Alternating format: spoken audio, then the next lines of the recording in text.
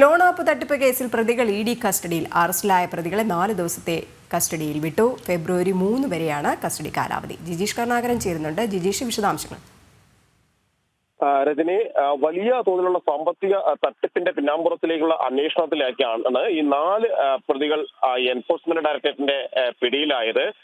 ഏതാണ്ട് 1650 കോടിയോളം രൂപയുടെ തട്ടിപ്പാണ് നടന്നത് എന്നാണ് എൻഫോഴ്സ്മെന്റ് ഡയറക്ടറേറ്റ് ഇന്ന് കോടതിയിൽ വ്യക്തമാക്കിയിരിക്കുന്നത്. ലോൺ ആപ്പുകളുടെ പേരിലായിരുന്നു ഈ സാമ്പത്തിക തട്ടിപ്പുകളെല്ലാം തന്നെ നടന്നിരുന്നത്. പ്രധാനമായും പല ആളുകളെ ഇത്തരത്തിൽ ലോൺ ആപ്പുകളിൽ ചേർക്കുകയും ചൈനീസ് ആപ്പുകളുടെ ഭാഗമാക്കുകയും മാറ്റിയതിനു ശേഷം അവരുടെ പൂർണ്ണ വിവരങ്ങൾ, ഫോട്ടോസ് എല്ലാം തന്നെ ശേഖരിച്ച് പിന്നീട് ഇത് ഉപയോഗിച്ച് ബ്ലാക്ക് മെയിലിംഗ് നടത്തുകയും ഒപ്പം മോർഫ് ചെയ്ത ചിത്രങ്ങൾ പ്രചരിപ്പിച്ചടക്കം ഭീഷണിപ്പെടുത്തിയും എല്ലാം തന്നെ ഇത്തരത്തിൽ സാമ്പത്തിക തട്ടിപ്പ് നടത്തിയിട്ടുണ്ട്.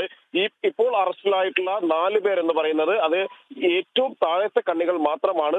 മറ്റ് നിരവധി ആളുകൾ ഈ കേസിന്റെ ഭാഗമായിട്ടുണ്ട് എന്ന കാര്യം ചൂണ്ടിക്കാണിക്കുന്നുണ്ട്. മാത്രമല്ല ഇതര സംസ്ഥാനങ്ങളിലും മറ്റ് സംസ്ഥാനങ്ങളിലും ഇവർക്ക് ഏജന്റുമാരുണ്ടായിരുന്നു. ഈ തട്ടിപ്പ് സംഘങ്ങളുടെ ഭാഗമായി പ്രവർത്തിച്ച ആളുകൾ ഉണ്ട് എന്ന കാര്യം കൂടി എൻഫോഴ്സ്മെന്റ് ഡയറക്ടറേറ്റ് വ്യക്തമാക്കിയിട്ടുണ്ട്. ഇത് സംബന്ധിച്ച് വിശദമായ അന്വേഷണം നടക്കുകയാണ് എന്നാണ് കോടതിയിൽ ഇന്ന് അറിയിച്ചിട്ടുള്ളത്. ഇതിന്റെ അടിസ്ഥാനത്തിലാണ് ചോദ്യം ചെയ്യലുകളുടെ ഭാഗമായി 4 ദിവസത്തെ കസ്റ്റഡി എൻഫോഴ്സ്മെന്റ് ഡയറക്ടറേറ്റ് ആവശ്യപ്പെട്ടതും കോടതി ഈ മാസം ഫെബ്രുവരി 3 വരെ 4 പ്രതികളെയും കസ്റ്റഡിയിൽ വിട്ടു നൽകുകയും ചെയ്തിരിക്കുന്നത്. റിമാൻഡ് കാലാവധി 13 വരെയാണ്. 14 ദിവസത്തെ റിമാൻഡിൽ 13 വരെയാണ് ഇന്ന് റിമാൻഡ് ചെയ്തിരിക്കുന്നത്. ഇതിനിടയിൽ ആദ്യത്തെ 4 ദിവസം എൻഫോഴ്സ്മെന്റ് ഡയറക്ടറേറ്റിന് വിശദമായി ചോദ്യം ചെയ്യാൻ കഴിയും.